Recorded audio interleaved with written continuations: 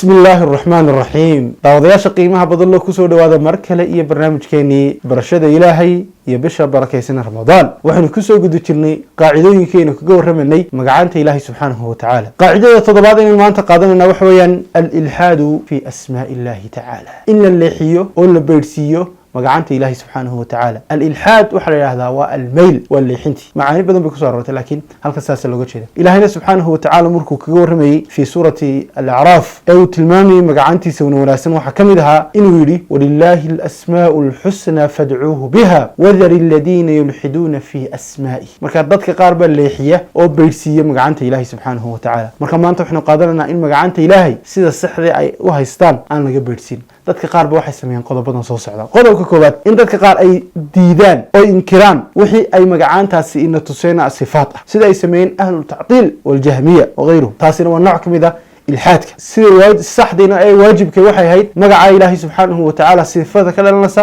inaynu ogolaano oo dadka qaar ba waxay leeyihiin Ilaahay subhanahu wa ta'ala waa samiic inna Allah samiicun bila sam' basirun bila basar Ilaahay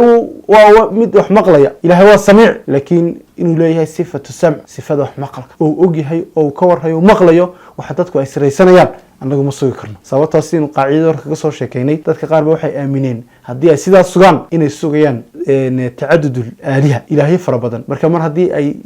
taasi dhacso ay ka diideen oo inkireen taasina waa qodob aad iyo aad khatar u ah وقفك دينتي سلا وعي إلهنا سبحانه وتعالى في القرآن الكريم وكين وجشي كينيري ليس كمثله شيء وهو السميع البصير إلهي سبحانه وتعالى عدو دقن تامل مترته مع ذلك دن إلهي سبحانه وتعالى هو السميع البصير قد كلمات تتقارب إلهي سبحانه وتعالى وحا أسوغان ويلان صفات شبهها أما ويك صفات المخلوقات سيدي سميين أهل التشبيه الحديث كده حيسيين صفات إلهي سبحانه وتعالى في القرآن الكريم وكل شيء ونفتي سوسوغي إنه حديث كده حيسيان إنه يشبه ذو صفات المخلوقات تظهر عنه قال إلهي وحولي إن الله سميع بصير إلهي وحولي صفة السمع مركز إلهي وحول مقلا مخلوقات كانوا حول مقلان marka mushabbiha la yiraahdo tashbiih bay ka dhaxaysiiyeen arinta noocaasina waa khatar aad weyn oo meel bay ku sameeyeen ilhaad bay ku sameeyeen way leexiyeen ama qolada saddexaadna ilaahay subhanahu wa ta'ala waxayba ku magacaabeen waxaan naftiisa ku magacaabeen sida nasaarada ilaahay ugu magacaabeen al-ab ama falaasifadu ilaahay subhanahu wa ta'ala ugu magacaabeen al-illatu al-fa'ila ee u diideen inay isticmaalaan magacaantiisa wanaagsan ee ilaahay ku tilmaamay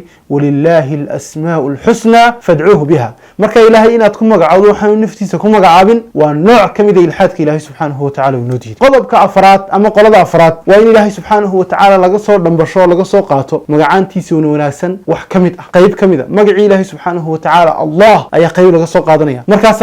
lagu magacaabaya ama lagu yeedhaya sida ay mushrikiintii horeba sameeyeen asnaamtoodii allata wa min Allah bay ka timid al-uzza min al-aziz bay ka timid marka arintaasina waa muhiim inaynu faahno magacaanta Ilaahay subhanahu wa ta'ala inaynan ka leexin wixii waajibka ahaa ayna tusinaysa waxayna tusinaysaa in Ilaahay subhanahu wa ta'ala magaca iska leeyahay aynan cid kale ugu yeeri karin aynan ugu magacaabi karin inaynan Ilaahay ugu magacaabi karin waxaan naftiisa ku magacaabin inaynan Ilaahay ugu yeeri karin waxaan naftiisa ugu yeerin inaynan magacaantiina intaynu qaadano inaynan la doonan karin cid aan Allah subhanahu wa ta'ala ahayd sidoo kale Ilaahay subhanahu wa ta'ala magacaantiisa waxa ka dhalanaya sifaat iyo tilmaamo inaynan diidin oo aynan inkirin magaca Ilaahay subhanahu wa ta'ala yeenan xiriir ka dhaxaysiin oo inaan isku ekeysiin garaadkeena aqligeena yara kooban inaanu keensan in Ilaahay maqalkiisa isaga laayiq ah ee u cuntama iyo maqalka daciifka bani aadamka inaanay hayn laba isku dhow ama la isbarbar dhigi karo ama la iskaga tusaale qaadan karo inaasina ku soo gabagabeynaa Ilaahay khayrkii wanaagayna waafajiyo wallahu subhanahu wa ta'ala a'lam wa ahkam wa billahi tawfiq